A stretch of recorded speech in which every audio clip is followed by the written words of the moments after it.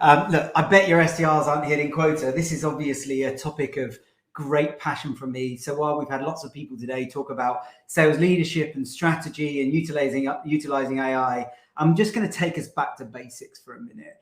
The reason I chose the topic of I bet your SDRs are not hitting quota is because more likely they're not than they are. Now, just to be clear, I'm not a betting man. I don't actually gamble, so I'm not really challenging you to a bet. However, if I did gamble, this would absolutely be a surefire way of decreasing my chances of losing my money. And I think it's really important to just state that, this is on the average person. You may well have reps doing exceptionally well. So I guess why am I so confident that your reps are probably not hitting quota?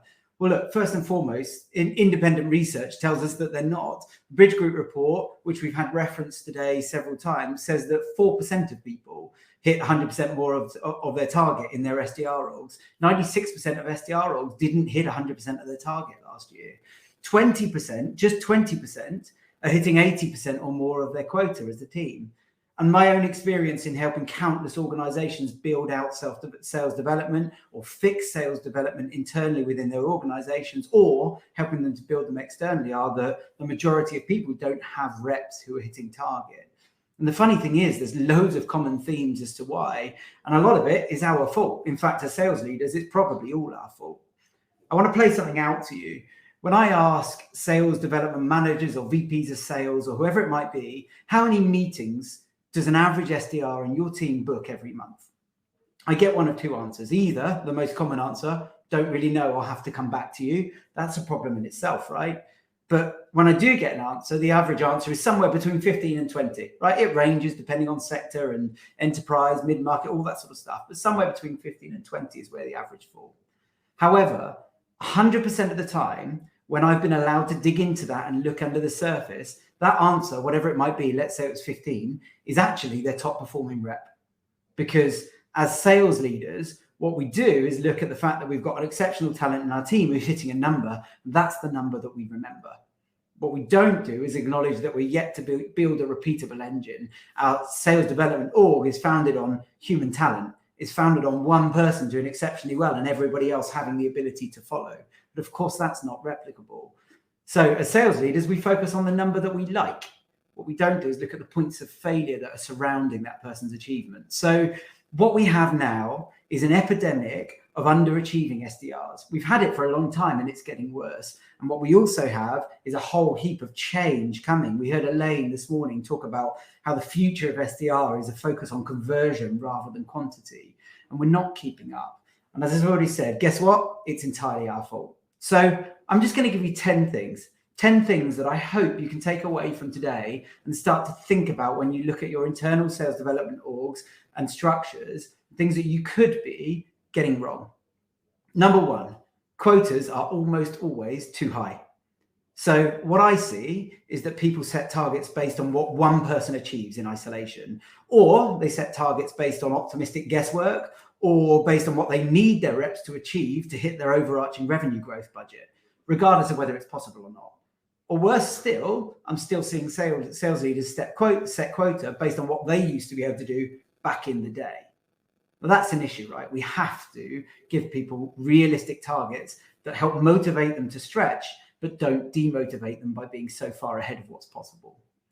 Number two, we have to acknowledge that the average age of an SDR has reduced significantly.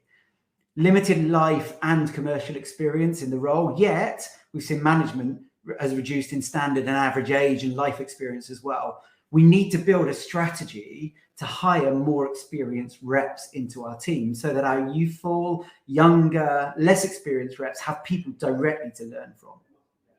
Number three, your training and enablement process is almost always non-existent. Sometimes it's poor, occasionally it's average.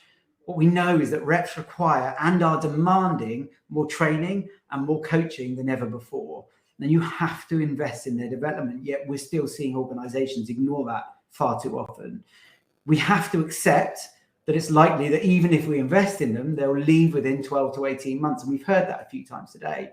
But the outcome of not doing it is still far worse. Number four, SDR managers and coaches are almost always SDRs who have done well. And the problem we've got is that that's happening faster than ever. So the expectation now is that you can be a great SDR for 9 months, 12 months, 15 months, and you can be promoted into an SDR manager role. What that leaves is managers with limited experience who are accountable for a team of SDRs with limited experience. And you can see how this multiplication theory works. They've also got a limited time to coach and develop, and they've got like a forever conveyor belt like team as they have to replace people who are getting promoted too fast. So we've got to think about the management of SDRs as well. Number 5, your hiring process is not fit for purpose. Again, the great thing about going towards the end of the day is loads of people have already agreed with me, which is great. Companies have been so focused on the vanity of headcount targets to please investors, to show that they're growing, to show that they're building top of funnel opportunities, that the sanity of hiring the right person or the right people is gone. And we're starting to see that come back. Don't ever be driven by headcount goals. Be driven by hiring the right person at all times, because we're better to have an empty seat than we are to have a seat filled with the wrong person. Number 6, you're teaching reps way too many things too early. It's complete overcomplication.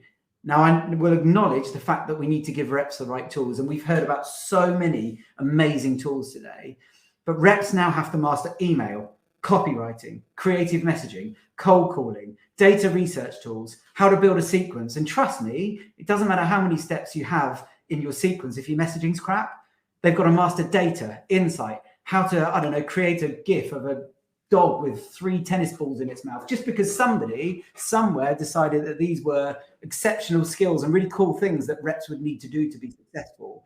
But they're doing that before they've developed the skill to actually talk to people properly, with the right tone of voice, with empathy, with commercial credibility and instincts that allow them to adapt in a conversation. We've got to slow down as leaders. We've got to set the tone that we need to get the basics right. If you think about sport, a footballer doesn't go out and learn the Cruyff turn on day one. They learn how to control the ball first. A cricketer doesn't learn a googly. They learn how to catch the ball or throw the ball. We start with the basics and then we layer on top. Number 7, fear of the phone. Yeah, I talk about this a lot. The only place to start with a new SDR at early stage career is with the phone. They learn more through those two-way conversations than they would on any other channel where it's one way. And they develop skills that are far more valuable across other channels that they can utilize in the future. We now have teams, or we see teams, who are genuinely ignoring the phone entirely.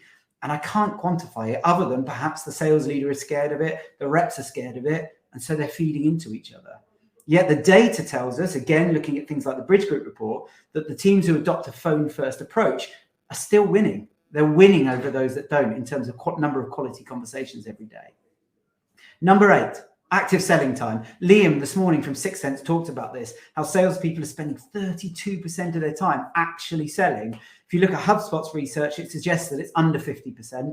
Look, either way, guys, it's not enough. Reps are spending time procrastinating, deciding who to call next, or more likely who to send a picture of their pet rabbit or something stupid like that. They're in internal meetings. They're building sequences. They're sitting on beanbags in the breakout area. Don't know what they're doing, but they're not spending enough time selling. And we're allowing that to be a part of our culture.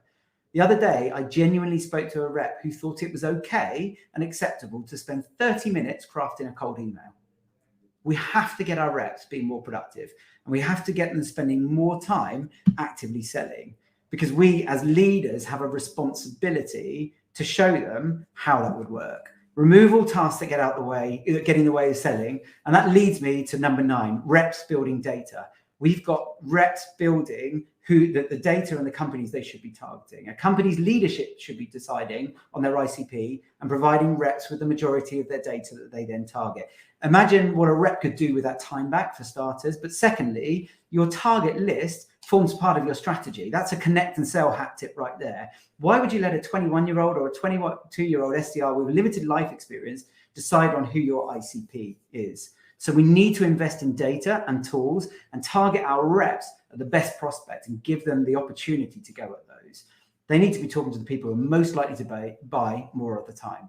And then my final point, number 10, culture and structure. We've got work from home, work from Ibiza, work from your bedroom, work from the garden, work from your mum's house, unlimited leave for 22-year-olds, 23-year-olds. It's gone insane. we have to adapt to the environment that we're in, which allows for far more flexibility now. But we have to recognize that we've got a reduced accountability and commercial awareness in reps compared to what we've had in the past, and an underexposure to leaders in the office and that sort of stuff and across other departments because of remote work. We've got to be managing by outcome, by process, and not by outcome. We're giving reps far too much freedom for far too early in their career. Reps need structure, and they need to be guided through every part of the process.